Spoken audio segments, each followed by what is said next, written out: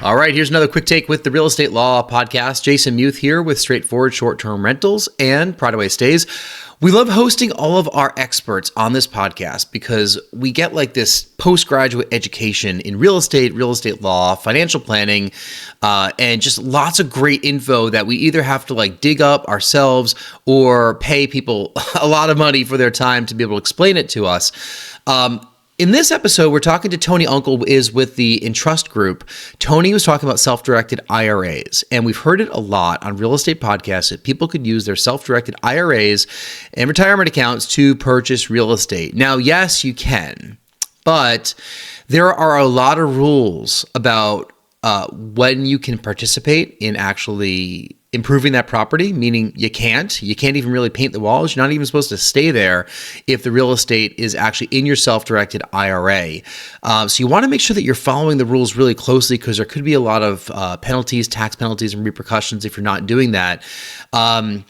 However, this is a great way to invest in real estate.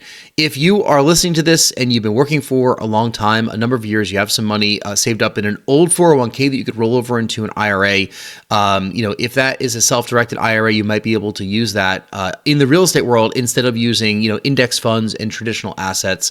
It's just something to think about. It might not be for everybody, especially because in the real estate world, if you're doing short-term rentals, you like to stay in these places yourselves because, that's part of the allure. If they're long-term rentals, you're probably not staying in those properties yourselves, but you are probably working on those properties. And those are a couple cardinal rules against being able to do that using your self-directed IRA for real estate investing. With that said, though, it is something that a lot of people are doing and a lot of people are at least exploring. So we will link the full episode in the show notes and enjoy this quick take with Tony Unkel. Well, Roth IRAs are great because you don't pay taxes on your distributions. You're paying your taxes on the contribution to the IRA. So all of your gains over those years when you disperse that at retirement age will be tax-free. So there's a potential to grow significant wealth within a Roth IRA, Roth 401k, Roth HSA, anything like that. Okay. And then, with these investments, they're controlled. So you talked about some of the things that you can't do with it. Mm-hmm. The other thing I found kind of noteworthy from your materials are that there are certain people that the account is prohibited from transacting with. Who are those people and why is that a rule? Sure. Those are called disqualified persons, and those disqualified persons will be yourself and your lineal descendants. So yourself, your parents, your grandparents, your children, your grandchildren, and all spouses associated with those individuals. You are not allowed to enter a transaction with any of those within your IRA. Why it's prohibited? Most of those could be the beneficiary of the IRA or directly benefit from that investment today. And these retirement accounts are for retirement age. And take a little step further, one of the prime examples of a disqualified person, especially in the rental market, is if you have children in college or you want that vacation home and your IRA purchases it, you are disqualified or prohibited from renting that to a family member. So if it's at a college university, you can't buy a off-campus housing and rent it out to your child while they're there. If it's a vacation home in a tropical location, you can't have that to your IRA rented out for, 50 weeks and then go spend 2 weeks yourself there. That's a direct benefit today. So actually tell me about that. So if you use this to purchase a second home or kind of an Airbnb short-term rental operation, you are prohibited from staying there. Is that correct? Right? You're not only prohibited from staying there, you're prohibited from providing any what they call sweat equity. So you can't paint walls, you can't change light bulbs, you can't cut the grass. You would have to hire a third-party, non-disqualified party to do that and paid for with either your IRA funds or the income you generated from that asset. So it's best any IRA-owned property keep an arm's length distance from that at all times. So actually, that's news to me. So even as a short-term rental investor, I'm kind of used to going into a space and hiring out the big things, but going out there and, arranging things for myself the first time, certainly painting, and that kind of transaction is not a good fit for this. According to the IRS code, that is correct. It's a violation.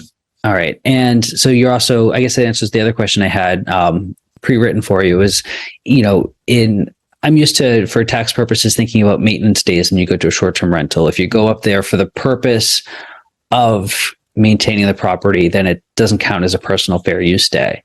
But you're saying here that all of that's prohibited. Well, that's all. Any sweat equity or any direct involvement in that property is a prohibited transaction. what does enforcement look like for things like that, and what would be the consequence if somebody made a mistake, used the property the wrong way, or engaged in an improper transaction? Sure. Well, any prohibited transaction is going to have the penalty. It's a distribution of your retirement account, and the whole account becomes taxable. Usually when there is a prohibited transaction with a disqualified party, there could be a fine levied. Every case is different. We really have to sort exact IRS cases where this has happened. Are people violating it? I'm sure they are. Is the risk worth the reward? Absolutely not. Okay.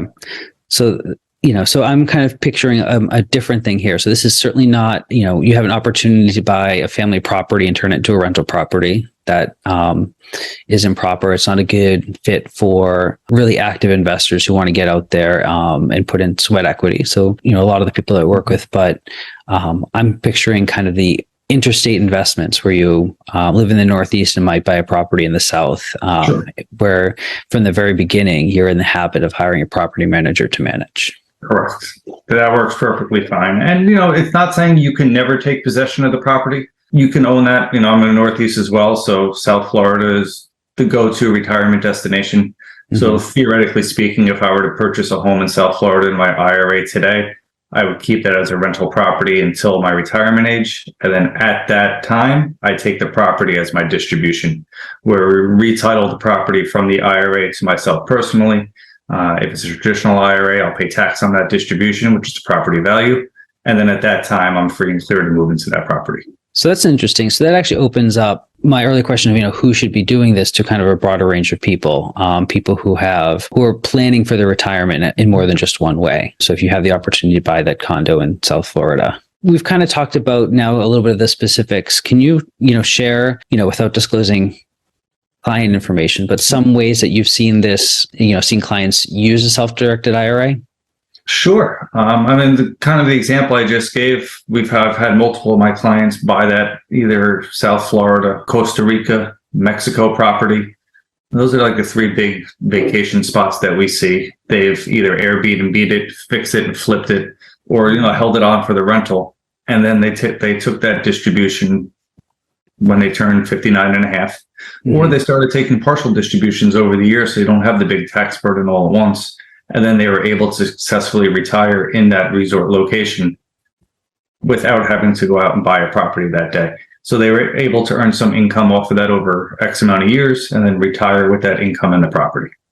With these, we talked about, who should be doing it in the context of who should be using their IRA to purchase a rental property in their, that's theirs to indirectly control. Mm-hmm. But this opens up using a self-directed IRA opens things up to a wider range of people. Kind of always wondered where some people get the money to make relatively big contributions to syndication deals, to lend money out as small scale lenders. I've always been curious where people pull this money from. Where is the money coming from? Where's the money coming from?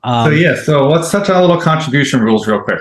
So if you're starting from scratch and your first IRA is going to be a self-directed IRA for alternative investments, you're under the age of 50, you can only contribute $6,000 to that account this year. Next year, it bumps up to $6,500.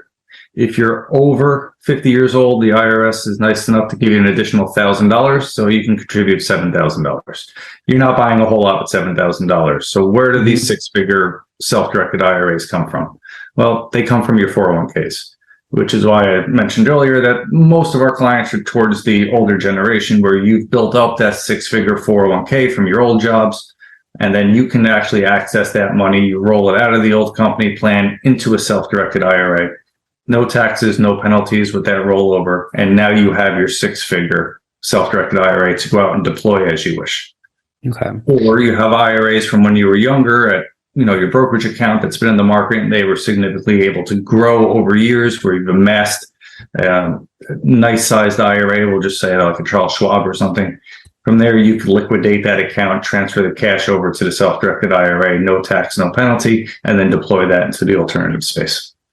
Okay. So you're not going to, as a W-2 employee, open up an IRA, throw in $6,000 and wait 100 years for you to get enough money to really have. It'll take you some time to amass that. Yes.